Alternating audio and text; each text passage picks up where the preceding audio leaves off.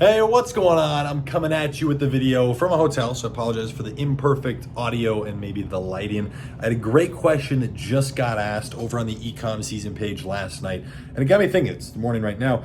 It got me thinking a little bit about startup budgets. This is something we constantly dance around the subject because it's different for every person. Some people start e-commerce with $700. Some people start with $5,000. That's exactly how much I started with.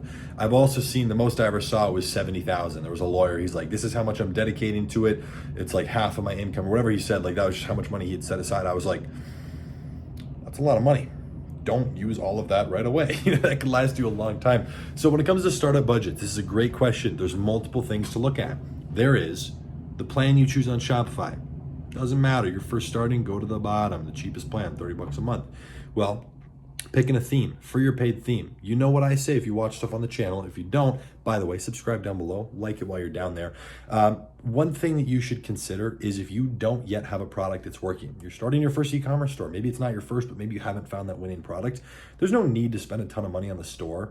Now, that doesn't mean ignore your store and have a terrible one, right? You need to have a decent store to get conversions, but that doesn't mean you need a paid theme, because a lot of the times people change their theme and change the layout as they change products based on maybe changing the industry they're selling in. So I usually would go with a paid theme. If there's a free theme, if there's something you really like, yeah, get a paid theme. If you have the budget for it, a couple grand, it's not a big deal. Themes are 140 to 180 bucks on average. It's not a lot of money. But when it comes to apps, keep it super minimal. Maybe an upsell app. You don't need things like a site speed app or any crazy email marketing. Keep it very low. The biggest expense is going to be your advertising costs. There's obviously little things, maybe your domain, $14 a year through Shopify, or $13 a year if you go through a place like GoDaddy and just link it up yourself.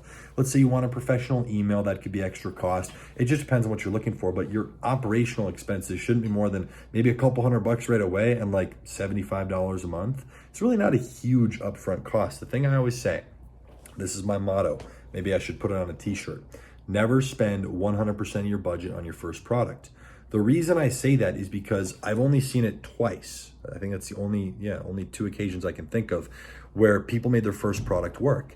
And I don't think it was because the product was just like absolutely insane. It just happened to work with their ad account, the timing in the market. Sure, it was a good product. They had good ads, but it wasn't like anything spectacular. It just kind of happened to work. They hit the product right with the right targeting. It was like there was an element of luck. Would you call it beginner's luck? Maybe. Okay, they definitely had prepared and gone through a few courses, some basic stuff like that. But from a startup budget perspective, keep it low, because you're probably going to take a while to start making money. That's totally okay. The average business breaks even or loses money for the first 4 years. With the online community, that's honestly probably even crazier, because so many of them shut down because they don't consider it a real business. You got to think about it like that. So that's a little bit about startup budgets, some things to consider. Keep your expenses low, give yourself as much runway as possible. What that usually means for people is maybe I still have to keep working that job.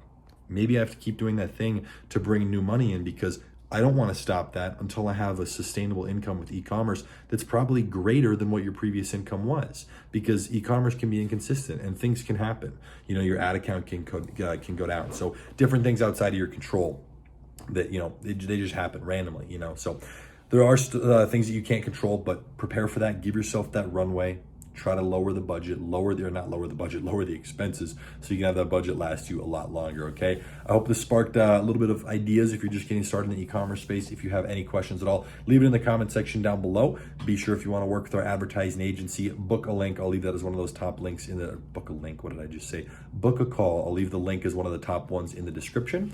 We're slowly starting to roll out with full management. It's something that's been not only highly requested, I was always like brushing it off, like, oh, we're not going to do that. But people want like every component versus just us managing their Facebook ads. They want us to manage each and everything and like 100% automated. So that's slowly coming out. That's going to be a little bit of a higher retainer, but the retainer is just something we use to cover costs. We have a lot more costs with doing something like that. So that's why our retainers aren't large. They're usually $1,000 a month or so, and then about $2,000 a month for full management is what it's going to be at, roughly, depending on what we're doing. And then obviously we take a percentage of the profits. So as we scale, if you're looking to scale a product, bucks. Let's say you're doing $1,000 a day or $10,000 a day and you want to scale it exponentially, then definitely talk to our client manager about what we can do in terms of scaling. But before we scale, we always have to systemize and optimize. There's a lot of other things behind the scenes, from payment processors, ad account security, advertising creatives to cycle through different frequency periods for that. Everything that we're doing, we kind of build out a strategy for that and start actually implementing it, and then increase the ad spend. So it takes a couple weeks, but just be sure to, if that's something that interests you, click one of those links below, book a call. Hope you enjoyed the video. Make sure to drop a like. If you have any questions, shoot it my way, and I'll see you in the next video. Peace.